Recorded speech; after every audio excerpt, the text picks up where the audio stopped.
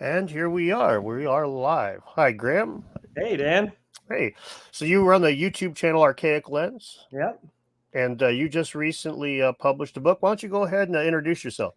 that's right. Yeah, well, my name's Graham Langdon. I publish under the handle Archaic Lens, and for the last few years, I've been basically tracking down statues and figurines from around the world with their hands around their navel, similar to the Moai of Easter Island, Urfa Man, the T-pillars of Göbekli Tepe, some statues in Sulawesi, Indonesia, and I've actually found hundreds of other statues around the world from almost every ancient culture and civilization that we probably know of. Wow. Yeah, as I remember, you had me kind of edit or proofread your book before Yep, you published it, and it was very interesting to see just how many of these things you really painstakingly pulled them up out of little corners and stuff. It was really interesting. There's quite a few places I hadn't even heard of that. Here's a naval statue. that's right. Yeah, yeah, and I think it hints at a connection between these cultures and civilizations as well. Yeah, it definitely. I mean, it's that would be the implication. That's not doesn't necessarily mean that that's the case, but it's when you couple that with a lot of the other evidence, it does start to tick another box that way, right? That's right. Well, one of the things that I found as I started researching it was that a lot of times these naval idols emerge in the archaeological record at the same time people of a local region start working with copper. Hmm. And that was an interesting correlation as well. Yeah, so Uh, I have some screens I can share really quickly if you're interested. if I can, uh, that's not. Uh, The option to I, share screens on my end. do you have it on your end? Yeah, yeah, oh yeah. Oh yeah, go for it then, please. Yeah, okay. So I can let's put. see. I think people are already familiar with the Moai of Easter Island. There's almost 1,000 Moai on Easter Island, and they all have their hands meeting around their navel. And people are probably familiar with Urfa Man from Göbekli Tepe as well. It's the oldest life-size statue of a human ever discovered. His hands are around his navel, and many of the T-pillars as well. But what's interesting is that when we go into Serbia and Kosovo, we have the Vinča civilization. And this figurine is from the Vinča civilization or Vinča culture. And you'll notice there's a V-neck garment that it's wearing, or some people theorize it's a necklace. And this is from the first civilization to smelt copper that we know of. The earliest copper smelting comes from the Belivode site on the Rudnik Mountain in Serbia from this culture. So the very first time we see copper smelting show up, we see this naval statue. That's right. And people theorize that they will eventually find earlier copper smelting in Turkey because there are copper beads and jewelry made from a heating process that have been found to date to 10,000 years ago. Wow. But they haven't actually found evidence of copper smelting in Turkey yet. But it's theorized that they will find it eventually. Wow, that's interesting, and yeah, that's the kind of thing that makes this interesting. I mean, 12 to 10,000 years ago is a long time ago for them to be smelting copper. Yeah, very, very early date. The next copper furnace that we find anywhere in the world is actually in Israel at a site called Beersheba. And from the same time period they start smelting copper in Beersheba, Israel, they also start making these figurines. And they don't make just one of them. There's several of them in the Israel Museum and other museums around the world, like the British Museum. They have these figurines from this culture and time period. Oh wow, yeah, that's another very similar one. The naval hand right there on the navel, and the skinny arms. It's another thing that seems to be fairly common with these. Is the arms look almost emaciated on a lot of these statues. Yeah, that's right. And a lot of times they just form like a perfect L shape. Sometimes the hands and arms blend into each other and it's like a single ring that goes around. So there's a few variations on the motif, but it becomes pretty clear when you start looking for it what's being expressed, or at least that the motif is sort of being replicated around the world. Yeah, it does seem to show up a lot when you showed me the book. It was even in pottery and stuff. I remember that was just all over the place. Yeah, it's quite fascinating. Now, getting back to the copper. So we talked about the copper smelting from the Vinci civilization and the copper smelting in Israel. The first civilization in Mexico to use copper was actually the Olmecs. And this is an Olmec artifact on display in the Mexico National Museum of Anthropology. And you can see it's displaying the same motif as well. And again, we have the first culture to work with copper in Mexico, and then also the emergence of this artistic or symbolic motif. Very interesting. Yeah, that is very interesting. And I'll just keep going through the copper, if that's all right. Absolutely. Run with it. We talked about Mexico. Now, the earliest use of copper in Portugal, one of them comes from the site of the Perdigos site in Portugal, and they found these figurines associated with the earliest use of copper in Portugal. Wow, that's the ones that get the Ancient Aliens guys going on that guy. Look at that. Yeah, some of these, I mean, yeah, the faces can look quite strange. I agree. But yeah, there it is again, the same L-shaped arms, very emaciated look. That's right. That part, it's really interesting. It's not just arms grasping the navel, although that's probably the most immediately obvious aspect of it. But the arms are almost always, the fingers even are quite frequently elongated. It almost looks just like the arms are unnatural almost. Yeah, the arms do look strange in a lot of them. Okay, now first civilization or dynasty in China to work with copper was the Shang dynasty, and this comes from the Shang dynasty. This is a jade figurine from the first dynasty where we find copper artifacts in China. Wow. There he is grasping his navel. His arms admittedly aren't very skinny, but it's the same L shape. He's holding his navel and it pops up at the same time as copper smelting does. Well, that's an very interesting correlation, almost like it came with the toolkit of how to smelt metal. That's exactly what I theorize is happening here. Is that, agricultural practices were spreading around the globe at around this time, and also domesticated varieties of crops like barley were spreading around the world at this time too. And there's a chart that I really love to look at here. So this is the expansion of farming. And you can see it kind of starts in the Göbekli Tepe region of south central Anatolia there. And then this is a map of the spread of agriculture through Europe. And so you can see the time periods that agricultural practices begin in different regions of Europe, and the way that it spread and the trajectories that it took. And, this may as well be a map of the spread of the naval idols as well, because they tend to emerge in line with the time periods you see here, in line with the spread of farming. And so, I theorize that agricultural practices and domesticated varieties were spreading along with a cultural practice or a cultural package that included symbolism like the naval idols, included skills like copper working. And so these things were all kind of spreading together as a package. And there's one more chart that I like to look at, which is the spread of domesticated barley. Let's see here. So this maps the spread of barley. Again, it's spreading from Anatolia, and it heads east. This is just the eastward expansion of domesticated barley. And you can see it goes down into India and across Mongolia to China and down through Malaysia. But we find naval idols along these routes as well. We find them in India. We find them in China. We find them in Iran and Iraq and a lot of these places. So I suspect these were all sort of spreading together in many instances.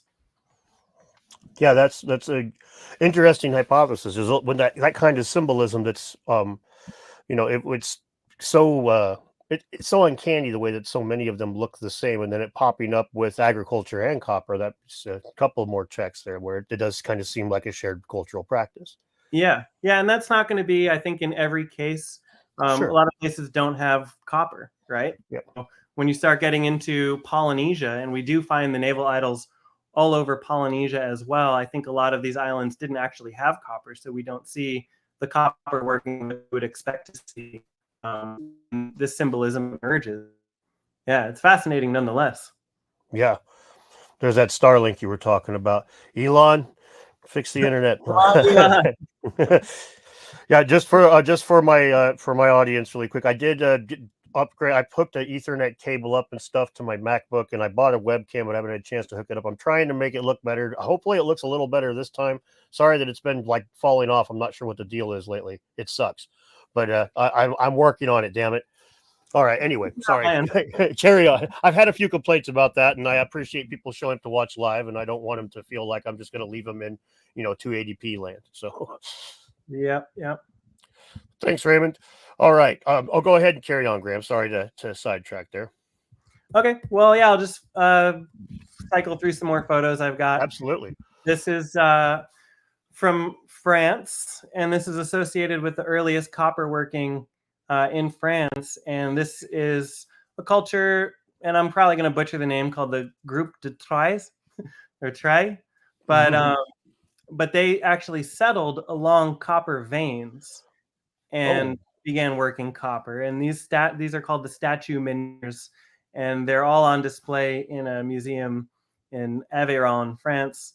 And again, they were associated with the earliest copper working in France. Nice. Very interesting. And this one has those elongated fingers. Its arms are, it's hard to tell for sure, but those arms look like an L-shaped, but those fingers are definitely elongated like that. Yeah. Awesome. Yeah, it's really interesting that those little aspects of it is kind of the part that makes it. It's a bunch of guys holding their stomachs is interesting, but when the arms start being positioned very similarly more often than not, or their shapes the same more often than not, and these are kind of unique at that point, it does, in my opinion, Occam's razor would suggest that one came from the other. Yeah. And again, I'm not claiming that these are all definitely connected, but it sure kind of seems like it might be. I'm certainly open to the possibility, but I'm also open to the possibility that I could be wrong, and this is all just a bunch of coincidences. But it would be an awful lot of them when it starts getting that far around the world, and it comes with the other aspects of it. The copper smelting in particular, farming is something that you could argue is a little less elaborate or a little less unique to pop up. But the smelting of metal is something that's a little bit, it doesn't just crop up all over the place. It kind of pops up in little areas here and there at different times throughout history. So seeing the same iconography show up, it actually makes a lot of sense. There was a very strong tradition in the Middle Ages and stuff between tradespeople to guard their trades. It's kind of the beginning of your trade unions and your secret societies and stuff. A lot of this was just specifically to hide the knowledge of your trade. It wouldn't be surprising at all if this was some like ancient version of it. This was the iconography that was associated with the guys that knew how to make copper. That's, speculative, but point is there's not without historical precedent. Yeah, I think that might be what we're seeing here. This is an article, and on that point, I just want to show you this. This is an article from the Jerusalem Post. It's dated October 4th, 2020. So it's about 4 years old, and it's about the discovery of the copper furnace in Beersheba. And it actually states, and this study was conducted by these high-ranking people at the Department of Archaeology and Ancient Near Eastern Civilization at Tel Aviv University, in association with all these other people from the Israel Antiquities Authority and the Geological Survey of Israel. And what it says here is that, I'm just going to read this quote from the article that I'm highlighting here. This study sheds light both on the level of technical advancement in that era and region and the hierarchy in the society, giving evidence for a theory that there was a clearly defined elite that possessed expertise and knew professional secrets, which preserved its power because its members were the only ones who knew how to create shiny copper. So they're theorizing here that there was basically this elite group that knew the secrets of copper working. preserving its power because they were the only ones who knew the secret of copper working. And so if that is the case, and that is kind of like my whole theory, but I think it expands far beyond Israel. I think that there's a connection kind of amongst all of these cultures, and they were sort of spreading around the world over the course of what seems to be 10,000 years, which is astonishing if true. Yeah, it is. Almost at that point, the way it shows up in so many varying times. Yeah. It's the kind that's the one of the first things that a skeptical person would point at. But it's Mhm. also the kind of thing that, I mean, you can look at human history now, and there are some religious symbols that do just keep going, or some worker symbols that just keep going, or some words like that. I mean, we still say that a person's not worth his salt if he's no good at work, and that's because the Romans paid their laborers in salt. Oh, That's really? I yeah, didn't. yeah, that's the root. That's the root of the word salary.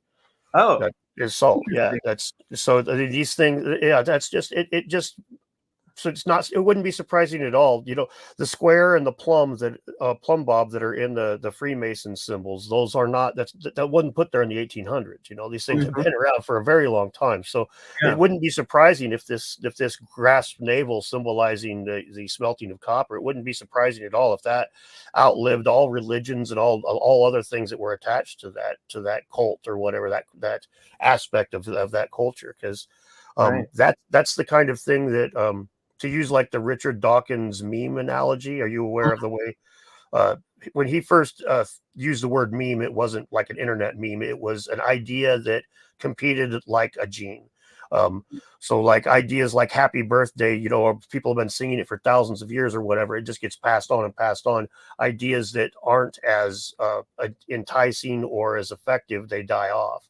So Right. this meme of copper smelting with this symbolism was what is obviously effective. If it was, if what your hypothesis was true, obviously that would be ineffective when you're smelting copper, right? So the Oh, yeah. symbolism that came with that, with these advanced tools. I'm being told that memes weren't Dawkins' invention, but that's not, well, I that's not what the internet says. But anyway, Yeah, no, um, I think you're absolutely right. I mean, imagine life in the Neolithic.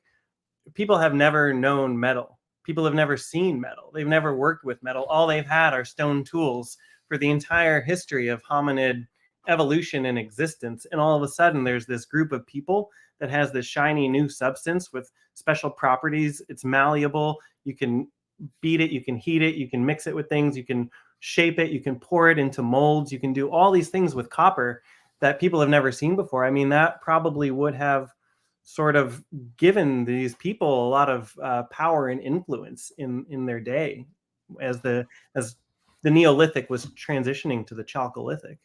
oh, So it's fascinating absolutely. to think about.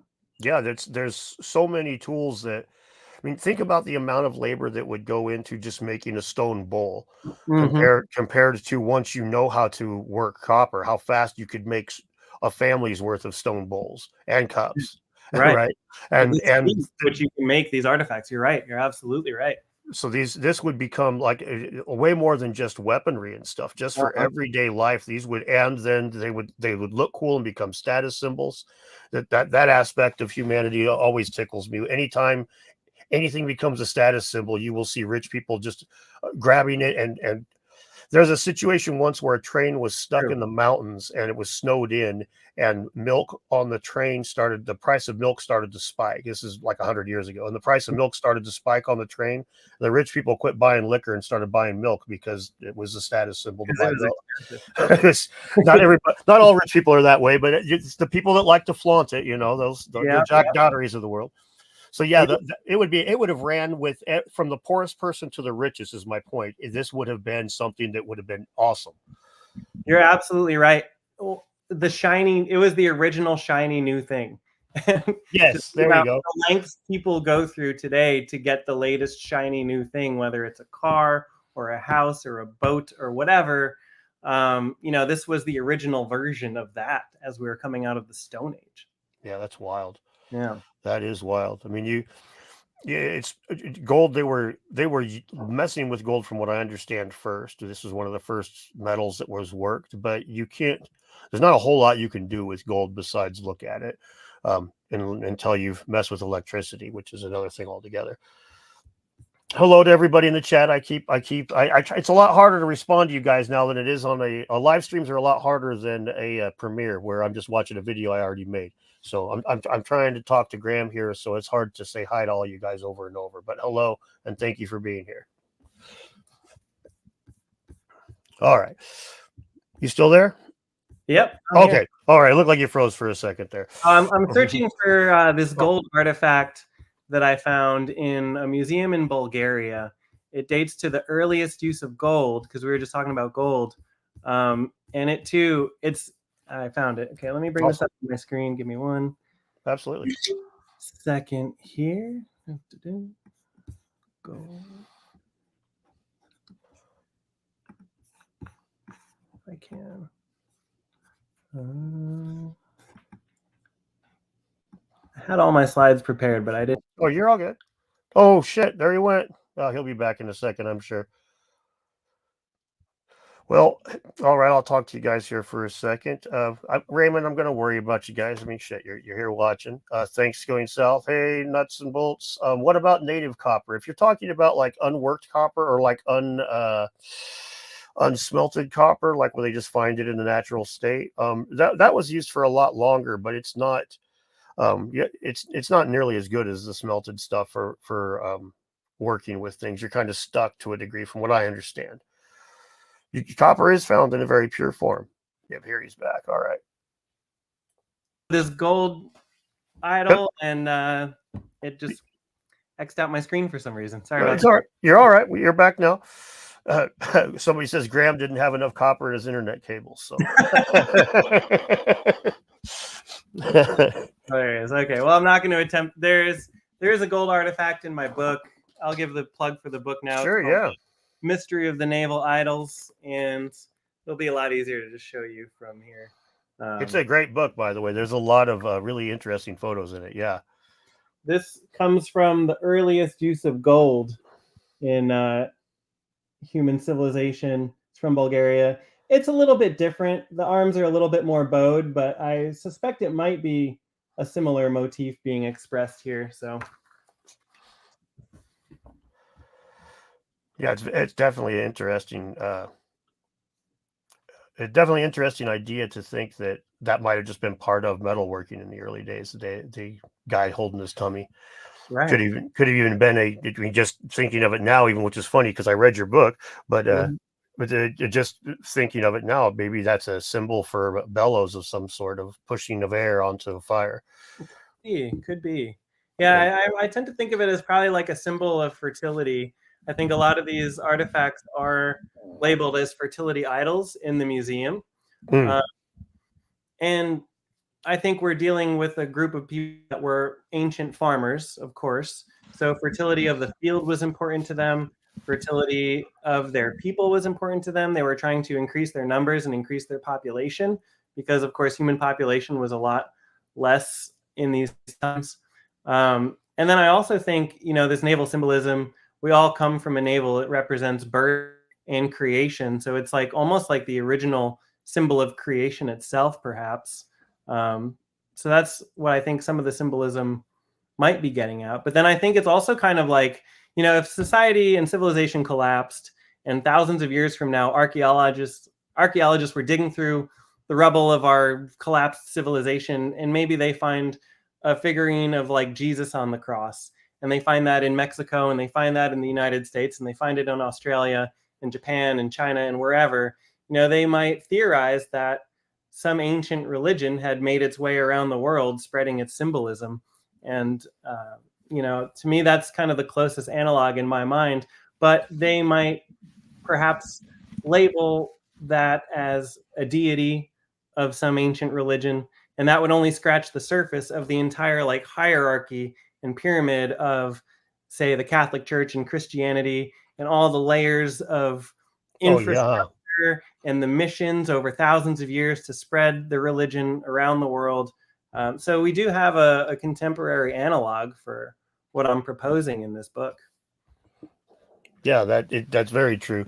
You would see the same symbolism, like I was saying earlier with the Freemason stuff, but the Mhm, Christianity, mhm. the Christian cross is a very great example of that. It's ubiquitous. If you go around the world, you're going to find it almost everywhere. Yeah, and I'm And sure people would debate whether or not they were connected yeah, at all. and you're a Of course, thousand years people apart. make figurines like Yep. this. That's what people do. And it'd be like 1,000 years apart as well. I mean, you Yeah, got Crusaders rocking it, and little old yeah, lady today at church, and yeah, so yeah, all over the place. yeah. And then there'd be people that say, well, yeah, if you're laying two planks on the ground, if you're going to nail them together, a cross is the most simplest form to make, and they'll just dismiss it out of hand. So Right. you're gonna get all kinds, and I don't really begrudge for the most part, even those guys that are skeptical that way. I don't really begrudge that as long as they're not assholes about it or completely cynical. If they got an open mind, I don't mind them saying, I don't think so, Tim. That's Yeah, just fine. It yeah, actually helps us get to where we're going, if you ask me. To quote AJ from the Y files, if we prove 95% of these things are fake, doesn't that make that other 5% that much cooler? yeah. And that's Yeah, I mean, I think people generally have like way too much ego wrapped up in their theories. It's like if you attack someone's theory, you're attacking them personally. Like, I don't care if my theory is right or wrong. I feel like this is something interesting I want people to look at.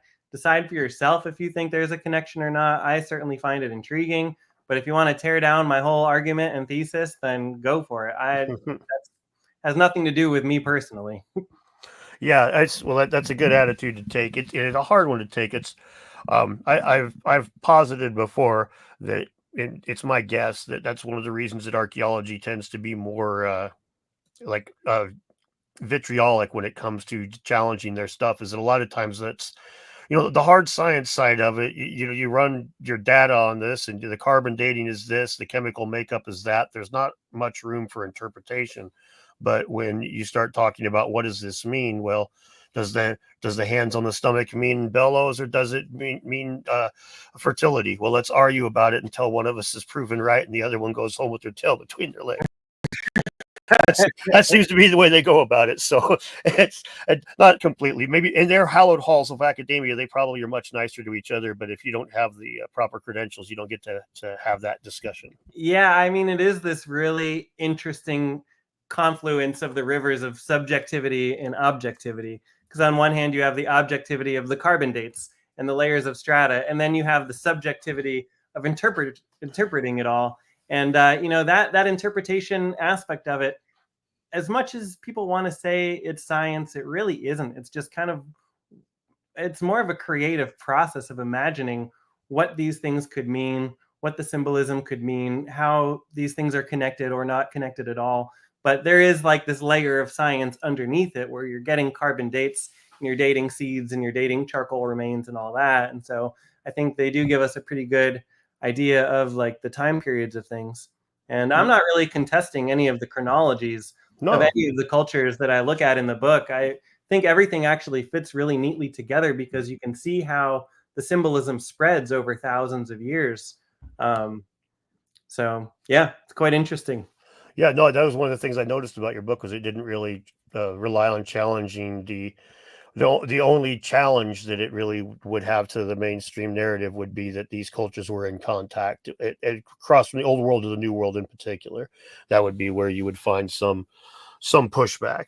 But beyond that, that's everything that you're saying is just an explanation for why we see this symbolism, and it's making an observation and then making a hypothesis, one that we can't really test, but it's in the world of archaeology. So like we were just discussing, you can't it's once you get into that part of it, you're not really in the realm of science anymore. You're in the realm of Graham Hancock, which is why they hate him so much, probably.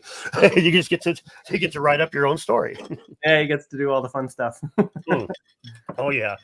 Yeah, and get to meet him here in a couple days. It's going to be great. Oh yeah, somebody asked in the chat earlier if I was ever going to interview Graham. Yeah, in a couple of days I'm going to be interviewing him, and then I'll have to edit and stuff. And Ed Bernhardt, I am in contact with a friend who knows him. So maybe we'll see. We'll see how if he's willing to talk to an evil person like me or not. But if you know who Ed Barnhart is, the archaeologist, he's on Ancient Aliens sometimes. He's on he was recently interviewed. God, who was it that he was on? Damn it, I can't remember. Lex Friedman, I think, and he was. He's one of the good ones. He's one of the ones that he was on Ancient Apocalypse season 2.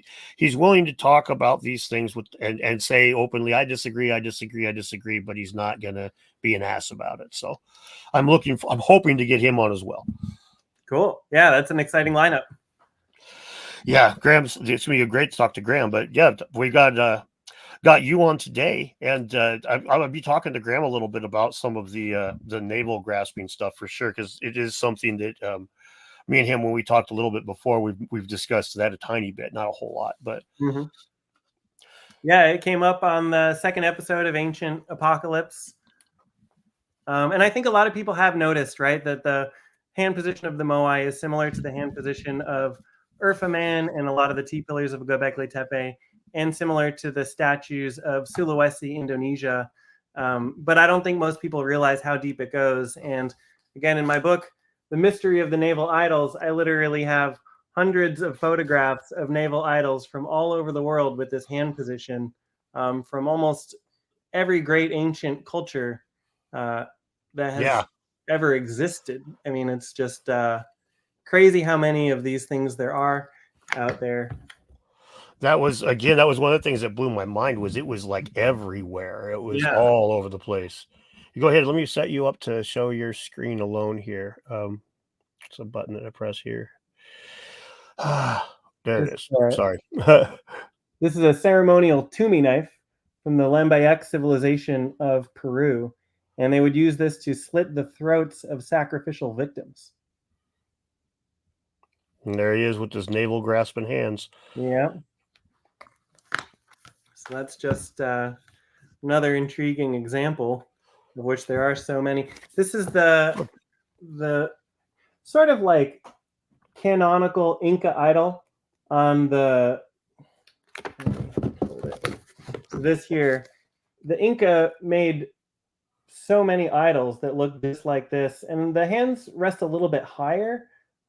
Maybe they're slightly above the belly or around where the belly is, but this was far and away the canonical Inca idol that they made so many of. Interesting. Yeah, that's definitely very, very similar. Thank you, Rue. I appreciate the ticket fee, as you always call them. I'll go ahead and keep you on the solo layout for a second so they can still hear me, but they can see you. Cool. Yeah, I was recently in Micronesia touring Nan Madol and found this statue in someone's front yard. Yeah, that's just wild. Just in their front yard. Just where's it from? I don't know. It was around here. We just grabbed it, stuck it out front. I tracked down the person who carved it at the workshop where they carved him, and I asked them about the statue, and they told me that these statues come from Nuku Oro, which is a very difficult island to reach in Micronesia. The only way you can get there is aboard a cargo boat, and it's a 500-mile journey from Pohnpei.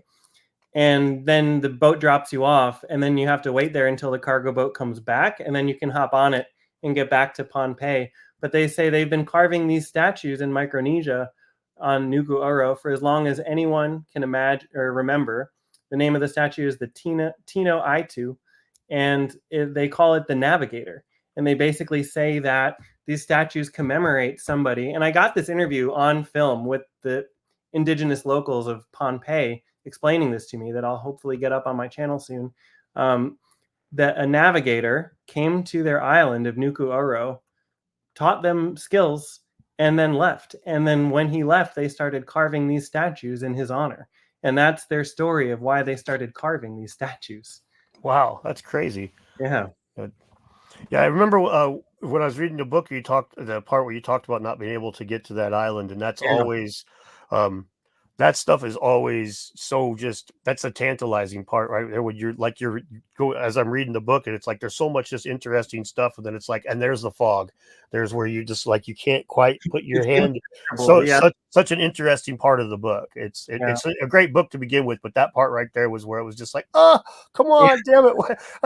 It's like the cliffhanger, but it's not your fault. It's the way that's what's beautiful. It's what most of us love about this stuff is the mystery. Yeah, there's definitely hard to reach places out there that might shed some light on some of these mysteries. Well, it would make sense that that would be the case. I mean, just here locally, it's well off topic, but the looking for places that are hard to reach here in the Channeled Scabland, or here in Washington, we have the Channeled Scablands where Randall Carlson likes to take people on tours and whatnot. Mhm. And there's a dozen or so places where there's big mesas that are they're just islands that the flood just went around. They're the same height as the surrounding terrain. They're old. And they're almost completely inaccessible. There's nobody living up there. There's no road that goes up. There's no trail that goes up the side of most of ththese. It's you'd almost have to take a helicopter or be a rock climber to get up them. Did you And tour the Channel Scablands with Randall Carlson recently? I didn't. I talked to the guys at the beginning of their tour, and me and my son went through there on a road trip Uh, across the state, and we stopped at like about a half a dozen spots. Um, but the theory is that it's a remnant of a mega flood. Is that correct?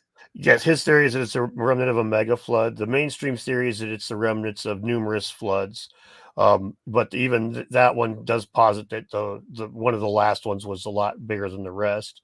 I'm not 100% on it either way. It's really interesting, but that's why I want to get to the top of those mesas, is because they still have topsoil on most of them, the old topsoil like they do on the rest of the terrain, but they're almost completely inaccessible. So if there's any, if there's any semblance or any remnants of what was there from before the flood, all in that region, those mesas would be the best bet, just because less likely to have been picked clean over the years. So I really want to go up there, and that's where. But I probably go to Rested just climbing the damn thing unless I get a bunch of permits and all that crap.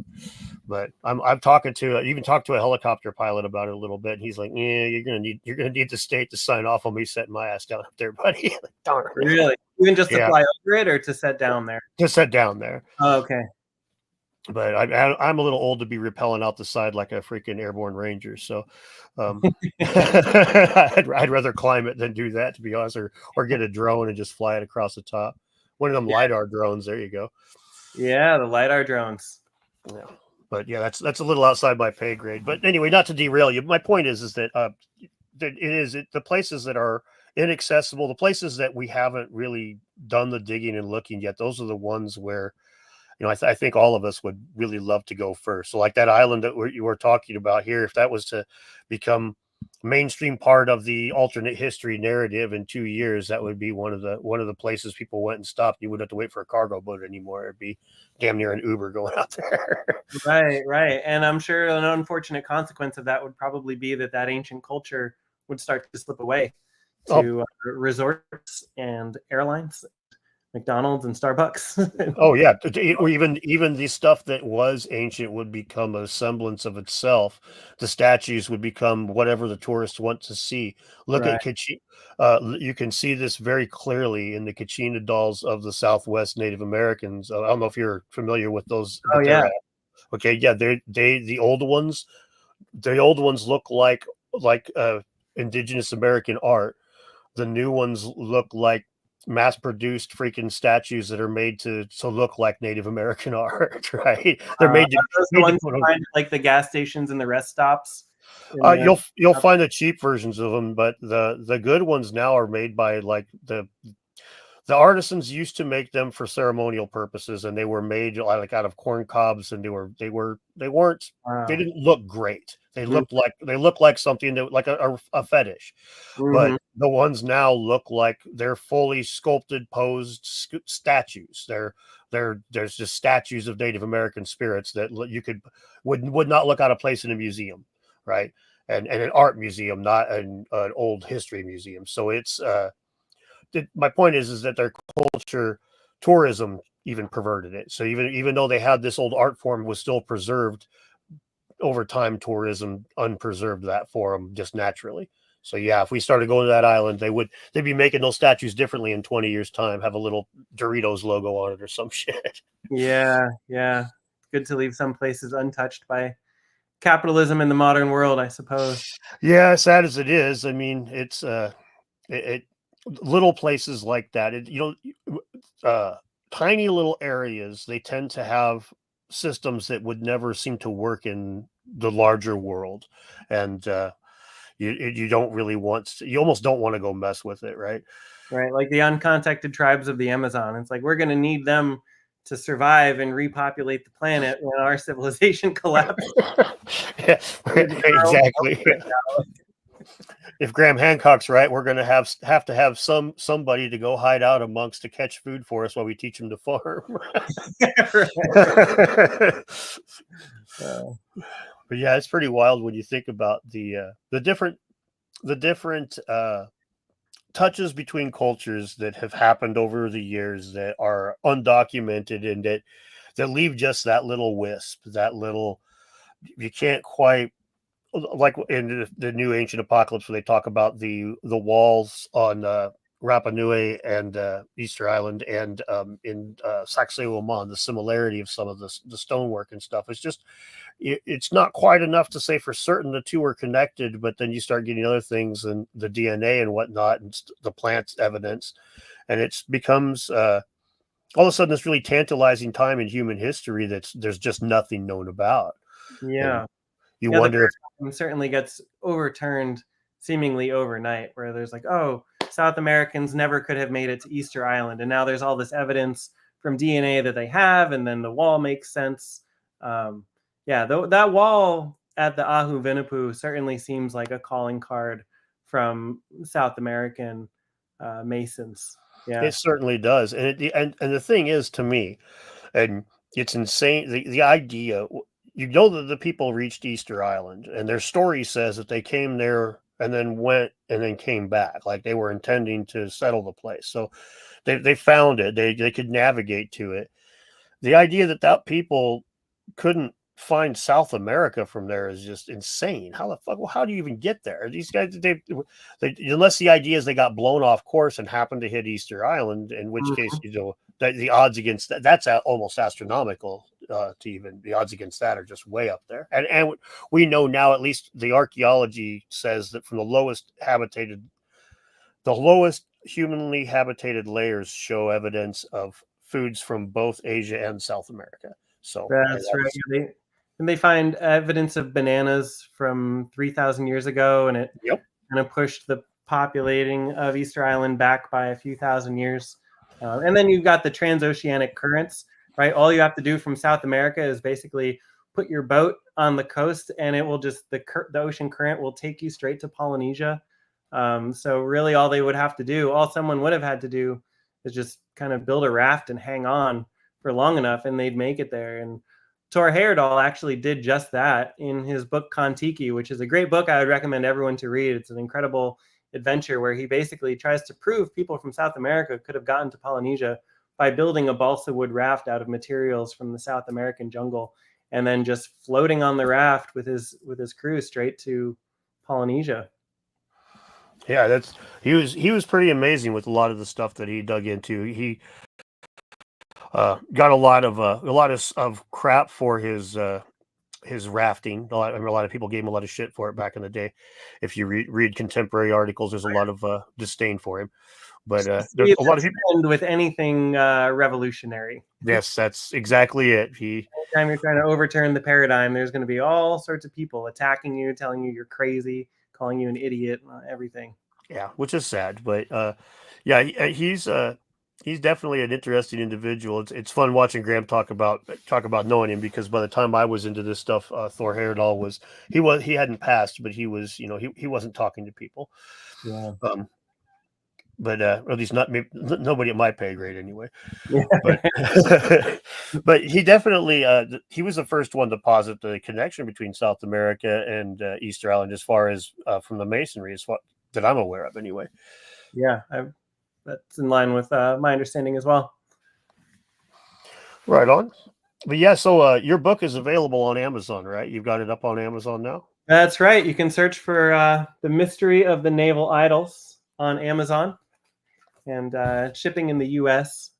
Hopefully I'm going to get it digital version that will be instantly downloadable worldwide within the next week or so. But right now it's only available on Amazon in the US. Right on. I will make sure and put a link to it below when we're done here. I didn't put a link to that, but I got a link to your YouTube and your Twitter so that they should be able to find you as needed. But that the book, honestly, I would seriously recommend it, guys. When like there's no better catalog of these things than in that book. And like for just to give it a touchstone of how hard this kind of stuff can be, when I did my research for the megalithic metal clamp video, so I'm looking at metal clamps in Egypt and in China and in Korea and in South America. And one thing that I found that was extremely frustrating was there's very little cataloged. Oh, yes, there's metal clamps at Edfu. Well, how many of them are still stone or wood clamps or metal? How many are in place? How many are just negative spaces? There were metal clamps at Edfu. That's where the evidence ends. And there's not even a catalog. You can't just go like Google and say megalithic metal clamps in the ancient world and get any sort of a list. And it's the same thing with these naval statues. But your book has them like a huge number of them, probably 100, I would guess, something like that, cataloged. Almost And 200. almost Yeah. 200. But there you go, twice the amount that I was saying there, and cataloged and told where they come from and stuff. So if somebody's doing this research, it's pretty much invaluable. I couldn't imagine. I mean, I'm not just trying to toot your horn here. I'm dead serious. If you were looking into this, I can't imagine a better resource. Yeah. Thank you for saying that. Yeah, I think it's like not only the authoritative source on naval idols, but also perhaps the only source that's comprehensive on this intriguing phenomenon. I'd like to share something else. We were talking about Easter Island, and of course, amongst the natives of Easter Island, their own traditions state that they came from their homeland of Hiva. And in the Marquesas Islands, there's two islands named Hiva. There's Hiva O and Nuku Hiva. And so I was curious about the art of the Marquesas Islands. And sure enough, many statues in the Marquesas have their hands around their navel as well. And here's just one example. This statue is made out of wood, and it's on display in the Museum of Tahiti. And you can see their hands are pretty much in the same position as the moai of Easter Island. And that's just one, but I'll share a few more examples from the Marquesas Islands because they're just so fascinating. And this is actually, these are examples of what they would call tiki, which was one of their chief deities. And the tiki in the Marquesas Islands is always depicted with its hands around its navel. And so I think that actually lends a lot of credibility to the idea that perhaps some group of people settling Easter Island at some point in time did come from the Marquesas Islands. At least there seems to be a symbolic and cultural thread between them. We'll show some more from the Marquesas because I love these. These ones are all made out of wood from the Marquesas. And again, these are all tiki statues, what you would call tiki. And then, interesting side note, the term tiki got sort of co-opted by Western capitalism, and now people only know it as like a tiki bar or a tiki themed this or tiki themed that. That was literally the name of their chief deity, and it became bastardized and capitalized upon. And the people of Polynesia really don't like that we have places called tiki bars and tiki torches and all this commercialized merchandise under the name of their god. And, they would like us to stop doing that. But the tiki statues from the Marquesas are fascinating. They all have their hands around their navel, just like the moai of Easter Island. Wow, that is interesting. Yeah, at the end of World War II, the Southwest Islands, the East Asian islands, Polynesian land, what do they call it, Oceania, that was very popular in American culture. It had been in the news all the time, and we'd seen all these wars, all these battles, but we'd also seen all the beautiful scenery and stuff, and it was it was all the rage there in the 50s and 60s. As you can see if you look at the pop culture of the time. So it's not surprising that we co-opted that and just slapped a freaking brand on it. Yeah. This is Another More one. tikis here. Yeah. This is another tiki statue from the Marquesas Islands. And this one, you can see the navel quite clearly, and the hands kind of meeting around the navel. Man, there's another one of those alien-looking bastards here too. Yeah, they look very strange. Yeah, these ones look like something you'd see out of a Lovecraft novel. So those half fish, half people things. Yeah. Right up there with Cthulhu. Let me grab a link to your book real quick. People are telling me to spam it in the chat, and I am going to do just that. So Let me just jump my happy ass over to Amazon, and I'll search up your book here. But you go ahead and I'll just keep yapping. Yeah, go ahead, keep on yapping, and don't give that statue $1. He said, I don't know about the statue. What's the exact name of your book again? The Mystery of the Naval Idols. The Mystery of the Naval Idols. There, hopefully, honestly, this I might be kind of kicking myself in the butt here and opening a can of worms that I'll regret, but the honest to God truth is I get asked all the time, since people know that I communicate with Graham Hancock. I get asked frequently to hey, send Graham this, send Graham that, tell Graham this, tell Graham that. Oh shit, man! It took up 2 posts to even get that thing. God dang it! Is there a way to get a different link that's not like all massive like this? You can, if you click share on the Amazon page, it'll give you a shortened link. All right, sorry. On my I'm on my computer, and all the share button, something I'm only aware of on my phone. I'm a little old. I can grab it. All right, thank you. Sorry about that. Let's see. The first one works, somebody says. All right, cool. Sorry about that. I'm trying, guys. We'll let Graham help us out here. But yeah, what I was I get ever since people found out that I'm in communication with Graham Hancock. A couple of people are saying the link is working. So click that top one, guys, if you're not able to. But a lot of people are asking me to tell Graham all kinds of stuff. I get all the time. Hey, would you let Graham know X, Y, or Z? I think this, and I want you. And I understand. At the same time, it's like, if I was to have 1% of my followers tell me a question they wanted to ask Graham, I would have 400 different things to ask Graham when I see him, right? But so I tend to just, I'm sorry, guys, I'm just going to talk to you about the things I'm interested in. But I do have to say that this book is one of the things I'm going to mention to him. Is to tell him that this is cool. Because it's a resource. It's the kind of thing for him. It will save him a ton of time, and that's exactly what I'm telling him. So next time you're researching this stuff, you should probably use his book.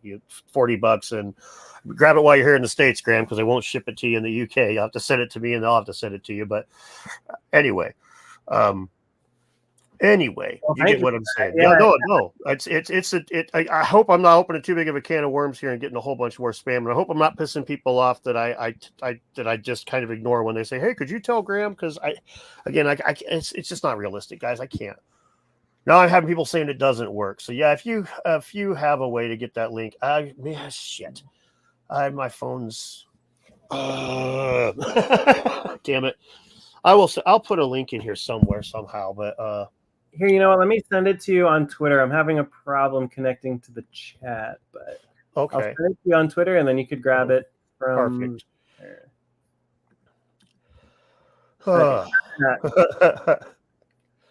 All right, and there we go. Hopefully this is a shorter link. I think so. Let's find out. Hey, it looks kind of long. Here's the moment of truth. Is it 1 or 2? Come on. Hey, it came up as only 1 post. So hopefully they can use that. If you read Graham's book, remember to leave a review. It only has 4 so far. Yes, thank you, Nuts and Bolts. Make sure that Graham, is that your Amazon shop? Yeah, I mean, there's only 1 book on there, but that's my Amazon shop. Yep. All right. That worked. I'm being told. Good job. Okay, awesome. So it looks like they are able to get into there, and I'll use that link. And multiple people now saying the link works. Awesome, guys. Seriously, I don't get a red cent from this or anything. I said I did do the I proofread the book, but I'm not doing this because Graham's sending me money or anything like that. This is straight up. If you're interested in this, you're not going to find a better resource. It's just say you'll spend 2 years on Google, literally 2 years on Google, and still not find all the shit that it's from his book unless somebody steals it from his book and puts it on the internet. He traveled there himself, so I'm sure will happen soon. Yeah, I took all the photographs in the book myself. I traveled to over 20 countries. I haven't tallied up the full number because I'm still finding them. And there's still ones on my list that I need to go to. There's still countries where I know they exist that I haven't been to yet. So there might be another edition of the book that comes out one day, but I think the book in its current form at least sort of provides a good foundation for really understanding what is a global ancient phenomenon. And I don't think people realize how deep it really goes. Yeah, I would agree. And even if people like their root hypothesis is 180 degrees off from yours, if this is something they're interested in researching, they're still not going to find a better catalog of this. That's right. Somebody said, so the book is full of typos. No, now that I proofread it, there's not a bunch of typos there. It just says "fuck" about every 14th word. That's what's different. That's the only thing that's different. His fucking statue with the fucking hands on it. Well, thank you, Joe. I've worked on this beard for months now. But I was really so look, before we go here, I another like 20-30 minutes. You've been to the Reshot before too, as well? I've been to the Reshot structure twice. And I don't think you found any naval statues there, but what did you find? Well, on my most recent expedition to the Reshot structure, I did actually find thousands upon thousands of stone tools. Oh, wow. Yeah. Yeah, I found thousands of stone tools. It's on my most recent video on my YouTube channel. Basically, I was looking for salt and seashells. The Reshot structure is so vast and so massive and so desolate that when you get there, if you're interested in exploring the possibility that it is Atlantis, and on the topic, I realize Atlantis is such a contested and touchy word these days, but I find it funny that people say that searching for Atlantis is somehow supporting racism when the most popular theory for the location of Atlantis is in Africa right now. So anyway, I just thought that was an ironic little observation. I don't say one way or another whether or not I think the Reshot structure is the location of Atlantis, but I think it's a fascinating place, and I've been there twice to investigate what is there. And so I was looking for salt and seashells, and I befriended a nomad in the desert. And again, this is on my latest video on my YouTube channel. You can check it out if you're interested. And he wanted to show me a place where he thought the ocean used to be. Those were his words. And we went down into this valley, and there was salt down there. And then there were thousands of stone tools. They looked like Acheulean hand axes, Acheulean bifaces. It's the second tool, more or less, that hominids ever used. And again, I don't know if archaeologists even know about this site. I don't know if anyone knows about this site or knows that this is there other than this nomad in the desert. But I got a lot of footage of it, and then I left because it's a sensitive archaeological site. I didn't realize what I was going to be walking into when I encountered these tools down there. I was very careful not to step on any of them or disturb the site in any way. I took some photos, took some videos, and got out of there. But anyway, yeah, there's what I suspect to be some vast number, possibly tens of thousands, maybe hundreds of thousands. There could be even a million. It's just an enormous area, and every other rock you look at is a hand axe. Absolutely, I've never seen anything like it. I think that, it looked like the remnants of an ancient city. But what doesn't make any sense to me is the fact that these Acheulean hand axes tend to date from anywhere from 1 million years old to 200 or 100,000 years old. So they're incredibly ancient. It's typically understood to be the second tool that hominids ever used, the first being the monoface and then the biface. Instead of carving just one side of the stone, they carved both sides. and it was used for chopping and splitting. It was like your original Swiss Army knife, basically. And there's just thousands upon thousands of them in a valley at the Reshot structure. So that was the big exciting thing that I found. I did find salt and seashells as well, but I was absolutely floored to discover thousands of stone tools there. And again, I got some footage, put it up on my YouTube, and yeah, I don't know. Was it a stone tool factory? Was it a city? How old are they? I have no idea. I don't have answers to any of these questions. Remnants of an ancient archaeological cache. They like some ancient university, and they did all the archaeology for 5,000 years ago, put them there, and they got wiped out. Yeah, something like that. That's but it does look like you walk around in this valley, and it's like, oh, this actually absolutely looks like it was a prehistoric city. The amount of human activity that's evidenced there is just beyond anything I had ever seen from that time period. So that's wild. You'll have to check that out. I've been so busy lately. I feel bad because I've been having a hard time keeping up with my guests' latest content. And no offense to you, I mean that's just busy lately. But that's really interesting. That area is so underexplored and so under excavated. I mean, despite the claims that there's thousands of sites over there and whatnot, I mean, it's hard to even travel there, from what I understand. It's not like you can't, not super hard, but it's not like you could just get off a plane and just go walk off over there. You've got to make some arrangements, and it's not exactly the safest place in the world. Yeah, it's a difficult place to penetrate, one might say. I can bring up a clip right now if you're interested. Yeah, absolutely. Let's see here. I'll just show you some of these stone tools that were found. Okay, let's see.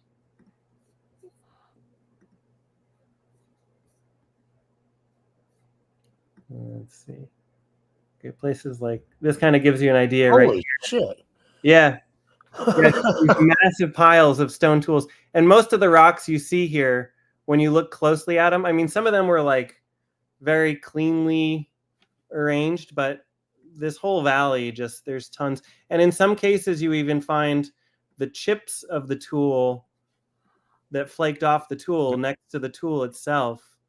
Let me see if I can find a good example of that. Which those are still considered artifacts, according to archaeology. That's a lithic specimen. Any chunk of stone worked by a human hand, even a tiny little chip, so small you can barely see it. It's still, if it was worked by a human hand, it's still considered an artifact.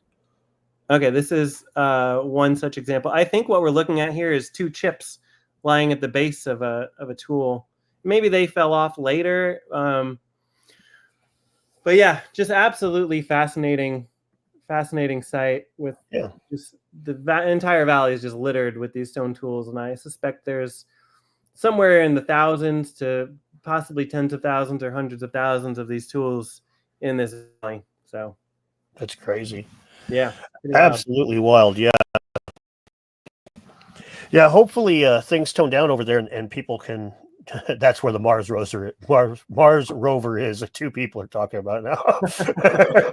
But it is too bad that things haven't settled down over there. It would be nice if that part of the world would settle down enough that it would be more conducive to tourism, because they could make a ton of money off of that place just to begin with. And if we could get some archaeologists out there and doing some real work, that would be great.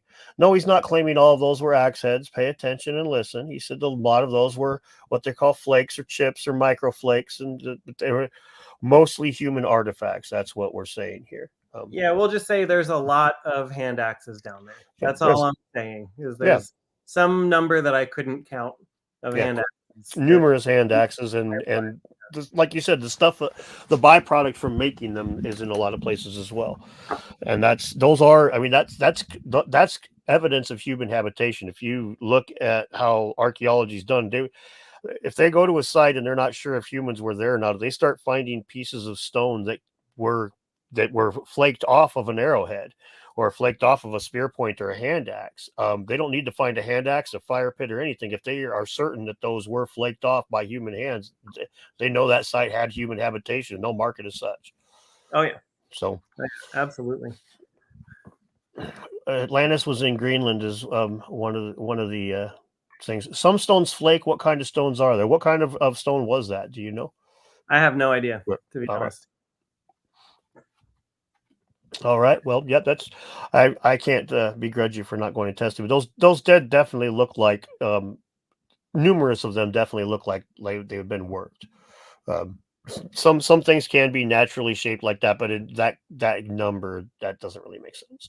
Oh yeah, no, yeah, absolutely. There were a lot of hand tools down there, and they appear to be quite old. I would say they most likely predate the theorized timeline for Atlantis. So I'm not sure that it's like evidence of Atlantis. But if we're looking at a city, some kind of early dense settlement of hominid ancestors, these artifacts they don't tend to associate with Homo sapien. They're more often associated with Homo erectus. So we could be looking at something sort of like a Homo erectus city. And when I say city, I don't necessarily mean some kind of stratified social environment. I talk about it more in terms of just a dense population in one place.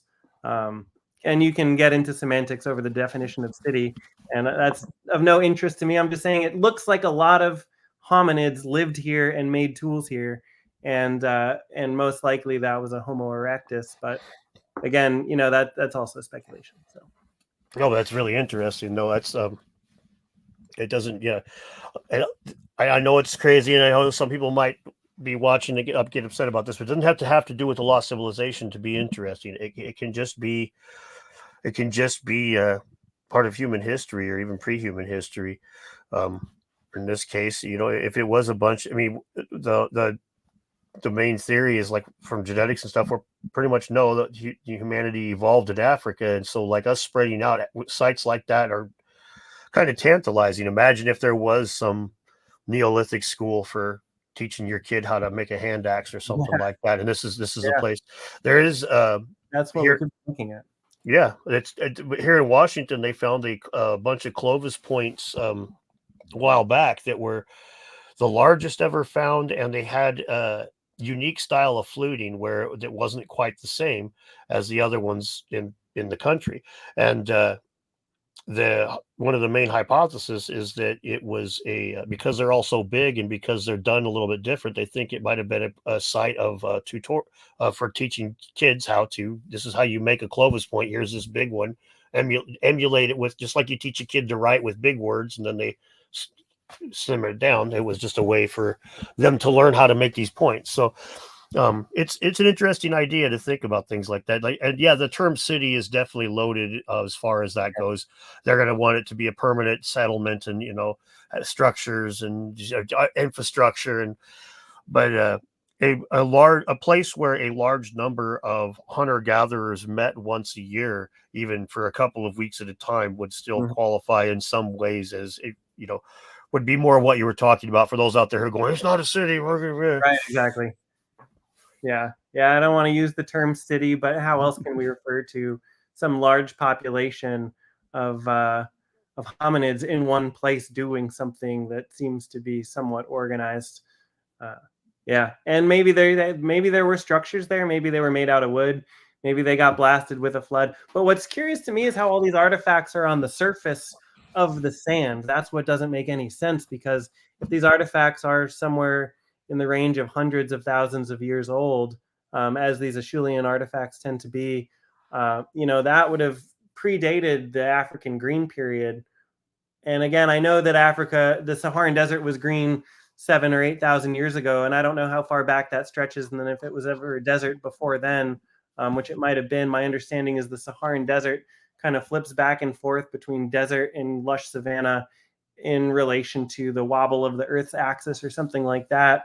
But anyway, these tools had to have been on the ground for a long time. They must have accumulated a lot of sediment over the African green period, or the Saharan green period, and then maybe when they Saharan desertified again, all that soil perhaps blew away in the winds, revealing these artifacts. But it's very strange to see such old artifacts just sitting there right on the surface as if they were made there yesterday, but actually they're supposedly hundreds of thousands of years old. So Yeah, that is kind of a weird part of it. It does make you wonder. I mean, I joked about it being an old archaeological site, but it does make you wonder if somebody wasn't digging and just setting these up, like taking interest in it for some reason, which it wouldn't have been anytime recently because, my God, I don't know. I haven't been there, but I'm assuming that you probably weren't. You'd probably, even going there prepared, you probably weren't ready to stay there more than a couple of days tops out in that environment. It's not really a place to go digging for fun. yeah, you don't really stay out there for too long. You kind of bring all your food and water and supplies for a couple days, and then you go out by truck, and you hope to God that your truck doesn't break down, because that's the last anyone's going to see this for the rest of your life. So it's not the place you want your truck to crap out on you. Yeah, I would imagine not. I would imagine not. That's pretty nerve wracking. But yeah, it's crazy to think that there's places like this that have, you know, there's questions to be answered. That really what it comes down to is it doesn't really matter what anybody thinks about it at the end of the day. Is that if we just don't know. And here, if like one person in the chat said, maybe maybe it was a scam that this person set up. That looks like an awful lot of rocks for somebody to arrange in order to trick somebody. And if there was a steady stream of people like yourself going to the Reshot, it would make more sense. But like we were discussing, it's kind of hit and miss, I think, with the tourism, right? They're not exactly like people just streaming out there. So it doesn't make sense to go building a tourist site out in the middle of the desert that only a few people come to check out. But yeah, the guy that showed it to me didn't try to sell me anything. Yeah, well, there you go. Yeah, but yeah, there's all these different ideas about what it could possibly be, but really, what we need to do is go look, and we need to get people out there to go dig in the ground and look and see what we have, and sadly, the people and situations like this, and I'm always reminded of, because I'm old, I'm always reminded of the face on Mars, because when that was a big deal, they wanted to send, like, the next rover that was going back, they wanted to send to that face on Mars, and NASA was just like, fuck off, guys. And the whole the American public was just like, there's specials on TV about it, and I forget the dude's name, but one dude was like spearheading this like gung-ho charge to get them to, and they just, it feels like the same kind of thing where it's like if the wrong people latch on to this site, idea, whatever, anything associated with it is just going to be ignored by the academics that actually have the ability to do something here, and that sucks.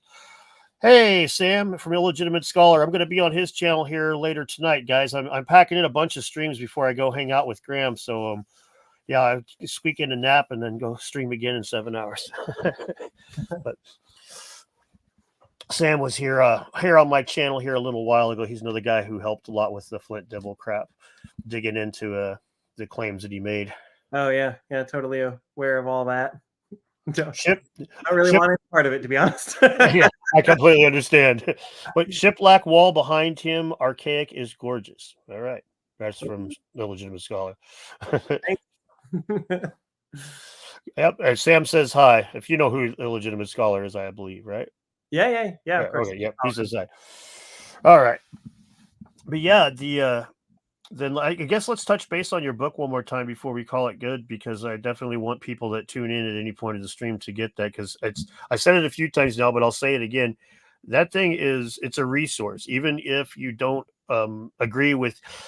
I'll put it to you this way. If you were an archaeologist and you thought that every single word in that book, as far as cultures connecting each other was crap, it still is a valuable book, because it's got numerous of these examples of these naval grabbing statues all over the world, and they're archived as to where they came from, the times that they came from, and it's the fact that it is connected with copper and agriculture is extremely interesting, extremely tantalizing. But even if that's the kind of thing that somebody's not interested in, it's still a great catalog of almost 200 of these naval grabbing statues. So it's a worthwhile investment. Yeah. I want to mention one more thing that I haven't gotten to talk about yet. Absolutely. Go for it. I talked about the book. I'll give it one more plug. The book is The Mystery of the Naval Idols. It's on Amazon now. You can search for it. And of course, it covers statues and figurines from around the ancient world with their hands around their navel, similar to the Moai of Easter Island, Urfa Man and the T-pillars of Göbekli Tepe, the Pelindo statue of Sulawesi, Indonesia. And then what I wanted to share before we go is just the fact that a lot of these naval statues also have these V-neck garments. So you can see this one on the top left is from Anatolia. Sometimes they're a double V-neck illustrated with 2 lines. Urfa Man, of course, is top right. Bottom left is a Vinci statue from 5000-ish BC in Kosovo. Bottom right is a figurine from the Indus Valley from before the Indus Valley civilization. So the pre-Indus period of the Indus Valley there. And so that's one interesting thread that I found on several of these naval idols was the V-neck or the double V-neck, as I like to call it. And then another intriguing thread of connection amongst these statues is the fact that they all have pegs a number of them have pegs at their base. So on the left, that's an Osieri idol from Sardinia, and that was the culture that predated the Nuragic civilization. The next one's from China, next one's from Israel, and then the final one is Urfa Man. So a lot of these idols would have pegs to stick in the ground, which on the most basic level seems to indicate some kind of similar ritualistic function, perhaps. But yeah, so there's some interesting commonalities among these figurines and idols with pegs and V-neck garments as well. So Yeah, I wanted to mention that real quick. No, I'm glad you mentioned that. I was just speaking with Dr. Martin Sweatman yesterday. I'm going to edit the chat and post it after a few days. But one of the things in his latest paper on Göbekli Tepe, he's talking about the potential of it being a calendar, and V's are part of the is a symbol for a day according to his interpretation. And he points out that some of these statues have these V-necks on them, and his with a double V-neck, and his hypothesis, just he's kind of spitballing, like it's speculation, but it seems to me like maybe this is some sort of like a time god or something like that these represent days. So just of course that's we don't know for sure, but it's interesting to think that's why it would have, if it was part of some sort of religious symbolism, that having that V or other esoteric symbolism, it would make sense that it tended to travel around like the holding of the hands did. Yeah, absolutely. And while we're on the topic of V-necks, I just want to bring up Pillar 43 of Göbekli Tepe. I know that gets a lot of attention. Never heard of it. Let me see if I can pull up a good image of it here. Okay. Give me 1 second here. You're fine. Yeah, we had at least one person said they bought your book for the pictures. So, thanks, BRH. Big rolling home. Share screen. Okay. So here we go. Another one here. Just ordered the book. Look at that. Bam. Awesome. Yay. Thank you, Boo. I appreciate it. This has been my life's work for the last 3 years, is literally traveling all around the world to museums and ancient sites, trying to document the prevalence of these naval idols in the archaeological record. So I just wanted to get out there. I know people are curious about the hands of these statues, and I just want people to know how deep it really glows. It is really this global phenomenon. But again, we're looking at Pillar 43 of Göbekli Tepe here. Oh, sorry. And this vulture, what do we see him wearing but a V-neck garment? Like these idols. That is, you see the V's right above that. If you look, yeah, they're and that's what Martin Sweatman was talking about. Well, he's numerous of them on the site. Like in the paper, it's got all the days, your 364 days, and then the V on the vulture there being the 365th. So that is the completion of the year from his calendar is the V on that animal itself. So it is interesting. It's wild that he came up with the number. It's a pretty interesting paper, and it's kind of interesting as well because one of the things that's both it and his original interpretation of Pillar 43 are kind of hard to prove, but they're also kind of unlikely to have occurred on their own without the way that he puts it together and stuff. This is kind of unlikely that would have happened by chance. When the two of them put together and they dovetail like they do, all of a sudden it looks pretty robust. You've got two pretty unlikely scenarios that are dovetailing here and saying the same thing. Interesting. So yeah, anyway, that'll be live in a little bit, but that's interesting that you pointed that out. That is, we do see that V-neck quite a bit, and just these kind of things, you just have to wonder where, how did some of these things become so popular? Some of these symbols just, I mean, that's the navel grabbing is so mundane, but it's like this. It's not like a symbol of a man with his arm raised or anything like that. It's just a guy holding his tummy. It doesn't really look like anything, but when you start seeing it over and over and over, if you walked into a room and everybody had their hands on their stomach, you'd feel like you walked through the Twilight Zone, right? So, yeah, and some people have raised the point that that's just the most convenient way to carve hands on a statue, and that's why they do it. Or like it's the most, I guess, streamlined way that respects like some kind of oblong shape that most of these statues are like carved from. And I think to reject that, I would argue that I've also seen every other hand position you can imagine across ancient art. I mean, these hand positions get so weird, and literally every hand position you can imagine is out there amongst the world's museums of ancient art and Neolithic art. But this is the only position that repeats across all of them. So there are many, many, many different hand positions that you see. Noticeably absent is ancient Egypt. All the sarcophagi, the hands are always crossed like this. And there's no naval idols from anywhere in Egypt that I was able to find, except for Bes, which is this like a dwarf kind of god of, I believe, music, and he sort of like has a really interesting look. But Bes is the only statue or figure or deity in Egypt that tends to have his hands on his navel. But no, that's a good observation.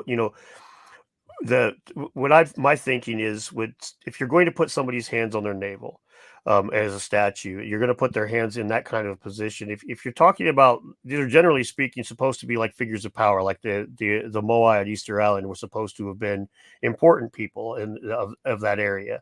So you would want them standing, generally speaking. You would want the pose to symbolize that. So in my thinking, hands on your hips or arms crossed across your chest, these are the two that are just generally speaking, like universally amongst humans, symbols of indifferent power, right? I'm above the conversation. If you stand back and cross your arms, it's kind of a symbol of or you put your hands on your hips. So it seems weird to me that the hands on your hips, you would have to have the negative space for the arms. So to play devil's advocate, that would be a little harder to carve. But arms crossed across your chest and stuff would be just as easy to do. You could actually tuck the fingers in and not have to carve the goddamn fingers. That'd be a whole lot easier, wouldn't it?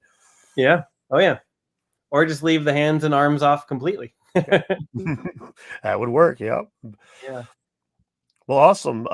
Yeah. Is there anything else you want to say? We'll go ahead and I think we've covered a lot of ground today. Yeah, I don't really have too much else to say at this time.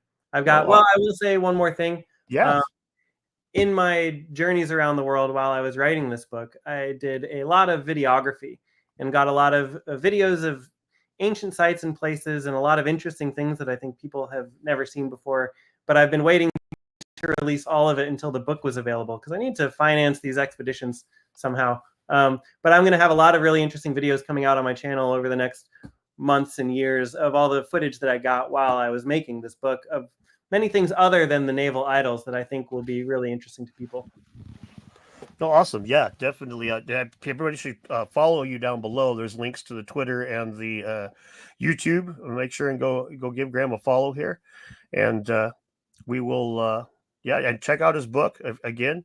Really quickly, Lord Anubis, I have not checked out that thread yet. When I'm talking to somebody locally about the merch thing, and I'm going to have them, I'm going to look at that page when I do that. Yes, there's his book. Show that one more time, please. Let's go ahead and put you on the screen by yourself. Mystery of the Naval Idols. And again, 195 or so different naval grasping statues cataloged, which is the only place that I am aware of that you will find that. I was not able to find any place else that has a book that just goes through them. And like I said, you take stone clamps or stone nubs. Try to find me a book that archives all the stone nubs or all the stone nubs somebody found. It just doesn't exist. And that shit gets really difficult to research because of it. So that book right there will save you tons of legwork and a lot of traveling that Graham did as well. So And it may be connected to the nubs as well, right? I mean, people like Graham Hancock are looking for a lost ice age civilization to try to explain the similarities that we seem to inexplicably observe amongst ancient cultures around the world. And it could be that a lot of these skills were being spread in tandem as like a package. And so maybe the nubs, I mean, there's so much debate over the purpose and function of the nubs, but maybe whatever it was or whatever purpose or function they had were spreading in tandem with these metalworking skills and agricultural skills and symbolisms. And, more and more, it seems like these packages were kind of spreading and then mutating as cultures kind of evolved in situ over thousands of years or hundreds of years. And so, yeah, the nubs could be related to the same phenomenon. Yep, it very well could be. It could all be part of the same package, like you say. Yeah. All right. Also, I really appreciate you coming on, Graham. I hope that a lot of people go and check out your book. Awesome. And I'll make sure, like I said, I'll make sure and let Graham Hancock know about your book. I can't say that he'll pimp it, but I would imagine that he would buy it, knowing him once, because the amount of research that it would save. So we'll see we'll see what he says about it. But are you going to see him in person? Yeah, I'm meeting him in a couple of days. I can send you a copy and you can just give it to him. Oh, okay. Well, you'll want it to get here in a couple of days, so you'll want to send it. Yeah. All right. Okay, awesome. Well, thank you. Yeah, thank you so much. This is great hanging. Yeah, it was. All right, everybody, thank you so much. Sorry, the live scholar stream starts on his channel at about 7 o'clock my time. All right, I got to call it a day so I can go take care of my son, and then I'll be back to go stream again. Thanks again, Graham, and I really appreciate the work you put into that book, man. Seriously. Yeah, well, I appreciate all the work that you do. Oh, well, thank you so much. Have a good one. Adios.